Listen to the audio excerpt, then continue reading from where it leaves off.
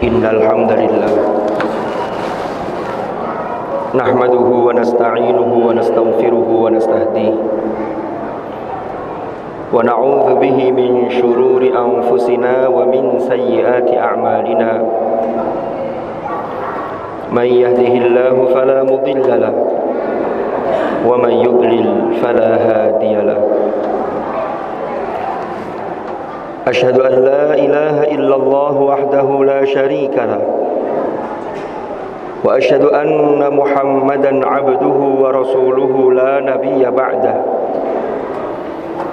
Allahumma salli wa sallim wa barik ala habibina wa syafi'ina wa qurrati a'yunina sayyidina wa maulana Muhammad wa ala alihi wa sahbihi wa sallim tasliman katsira. Amma ba'du, fa ya ayyuhal muslimun ittaqullah.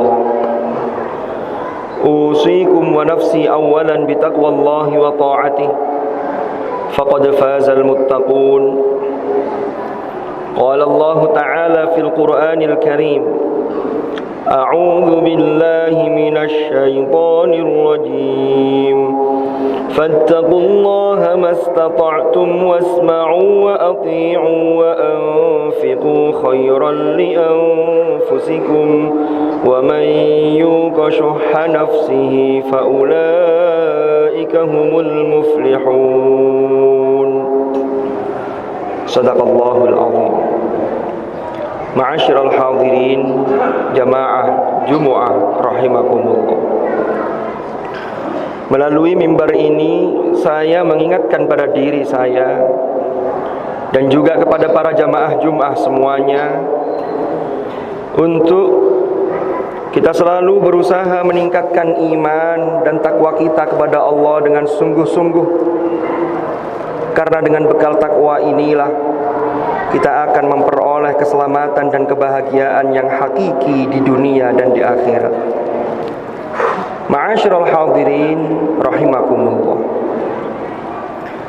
Hari ini kita sudah memasuki bulan Dzulhijjah, di mana bulan Dzulhijjah ini termasuk salah satu di antara bulan-bulan yang disebut dengan bulan-bulan haram atau bulan-bulan yang mulia.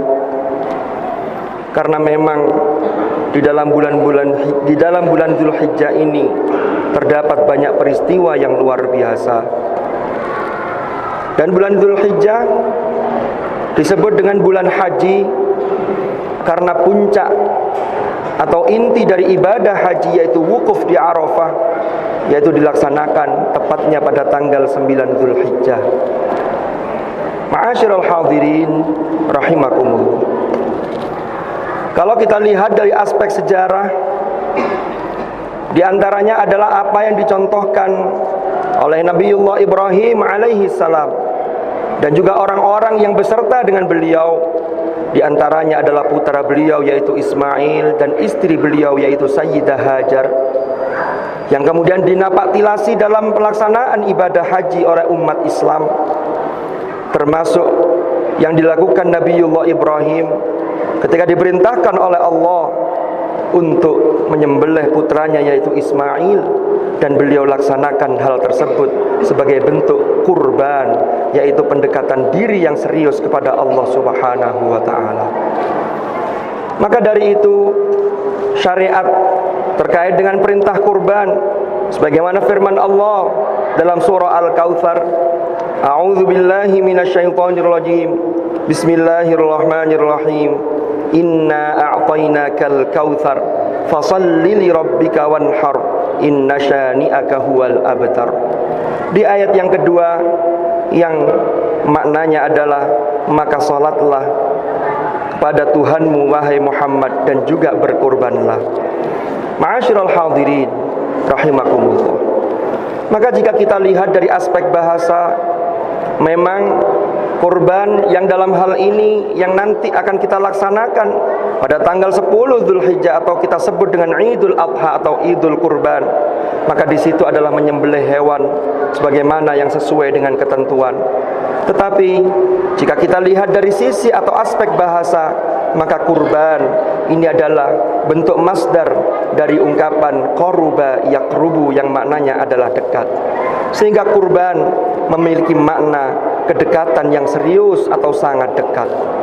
Tidak lain dan tidak bukan, yang dimaksud kedekatan ini adalah bagaimana seorang hamba mendekatkan dirinya dengan serius kepada Allah Subhanahu wa ta'ala.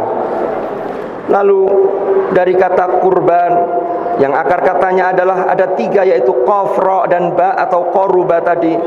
Maka ada kata yang lain yang sangat terkait, yaitu raqaba yarqubu, yang kosakatanya adalah ra, qaf dan ba.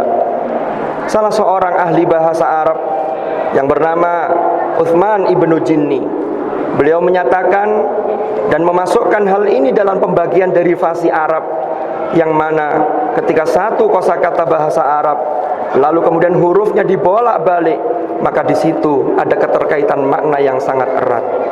Maka jika qaruba yaqrubu kurban yang maknanya adalah dekat, maka raqaba yarqubu memiliki makna mengawasi. Yang kemudian dari raqaba yarqubu ini muncul istilah yang disebut dengan muraqabah. Maka dari itu ma'asyiral hadirin rahimakumullah, seseorang yang betul-betul berusaha karena untuk mendekatkan diri kepada Allah dengan melakukan pengorbanan-pengorbanan yaitu kurban, maka sesungguhnya dia betul-betul menanamkan dalam dirinya muraqabah yang serius dalam kehidupannya. Karena makna muraqabah itu adalah mengawasi keagungan Allah, sehingga setiap hari dia senantiasa menjadi pribadi yang bersyukur. Lalu makna muraqabah yang kedua adalah merasa berada dalam pantauan dan pengawasan Allah Subhanahu wa ta'ala. Dan yang ketiga adalah menerawang jauh ke zaman keazalian bahwa segala yang ada dan segala yang terjadi merupakan ketetapan dari Allah Subhanahu wa ta'ala. Maka antara kurban dengan muraqabah ada keterkaitan yang erat. Orang yang melakukan kurban tentunya dia sudah melakukan dan terus melakukan muraqabah dalam dirinya sendiri. Maka dari itu seorang tokoh sufi yang bernama Al-Muhasibi, beliau pernah ditanya, apakah yang dimaksud dengan muraqabah? Maka beliau menjawab, muraqabah adalah hatimu menyadari tentang kedekatan dengan Allah. Kemanapun engkau pergi, Allah selalu mengawasi dirimu dan hatimu selalu merasa dalam pengawasan Allah Subhanahu wa ta'ala. Maka dari itu salah satu aplikasi dari rasa muraqabah itu adalah bagaimana kita berkurban. Baik kurban yang kita lakukan itu adalah yang secara syariat, yaitu menyembelih hewan, ataukah kurban kita melakukan aneka kegiatan-kegiatan yang mana kurban itu tidak lain adalah mendekatkan diri kepada Allah Subhanahu wa ta'ala. Mudah-mudahan Allah Subhanahu wa ta'ala senantiasa membimbing langkah kita sehingga kita selalu memiliki hati yang selalu muraqabah dalam setiap saat, dan kelak kita kembali kepada Allah dalam keadaan husnul khatimah. Amin amin amin ya mujibas sa'ilin. Wallahu subhanahu yaqulu wa biqawlihi yahtadil muhtadun. Man amila salihan falinafsihi wa man asaa fa'alaiha wa ma rabbuka bidhallamin lil 'abid. Barakallahu li wa lakum fil Qur'anil Karim wa nafa'ani wa iyyakum bima fihi minal ayat wadh-dhikril hakim wa taqabbala minni wa minkum tilawatahu innahu ta'ala jawadun karimun barrur raufur rahim. Aqulu qawli hadha wa astaghfirullaha li wa lakum fastaghfiruh innahu huwal ghafurur rahim wa qur rabbighfir warham wa anta khairur rahimin.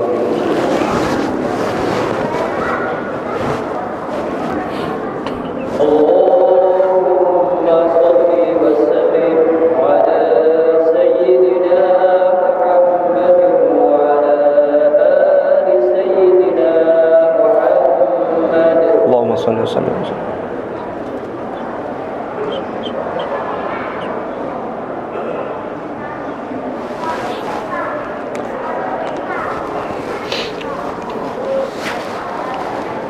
الحمد لله رب العالمين الذي أرسل رسوله بالهدى ودين الحق ليظهره على الدين كله وكفى بالله شهيدا.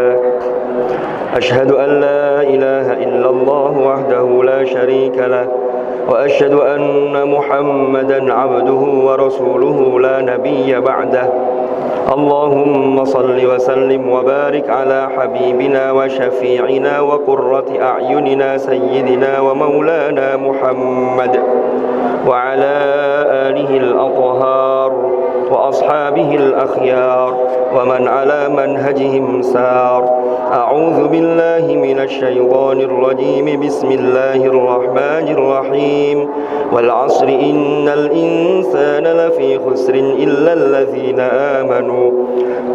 الذين آمنوا وعملوا الصالحات وتواصوا بالحق وتواصوا بالصبر. صدق الله العظيم.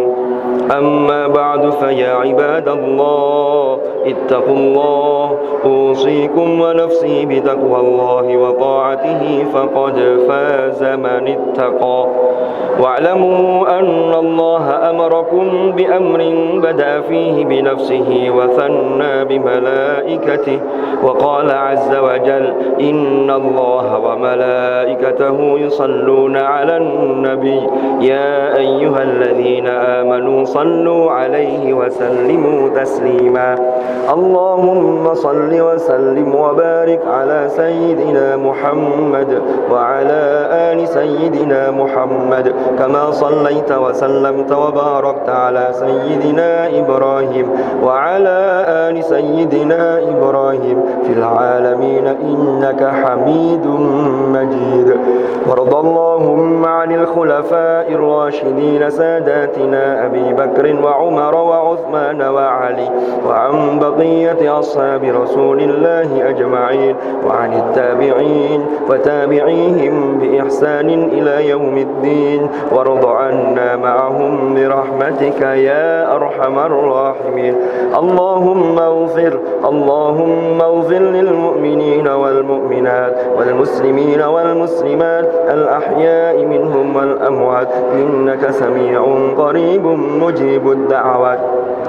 اللهم أصلح لنا ديننا الذي هو عصمة أمرنا وأصلح لنا دنيانا التي فيها معاشنا وأصلح لنا آخرتنا التي إليها معادنا واجعل الحياة زيادة لنا في كل خير واجعل الموت راحة لنا من كل شر يا أرحم الراحمين. ربنا اغفر لنا ولوالدينا وارحمهم كما ربونا صغارا. ربنا هب لنا من أزواجنا وذرياتنا قرة أعين واجعلنا للمتقين إماما. ربنا آتنا في الدنيا حسنة وفي الآخرة حسنة وقنا عذاب النار. عباد الله إن الله يأمر بالعدل والإحسان وإيتاء ذي القربى وينهى عن الفحشاء والمنكر والبغي يعظكم لعلكم تذكرون. فاذكروا الله العظيم يذكركم واشكروه على نعمه يزدكم واسألوه من فضله يعطكم ولذكر الله أكبر. أقيموا الصلاة.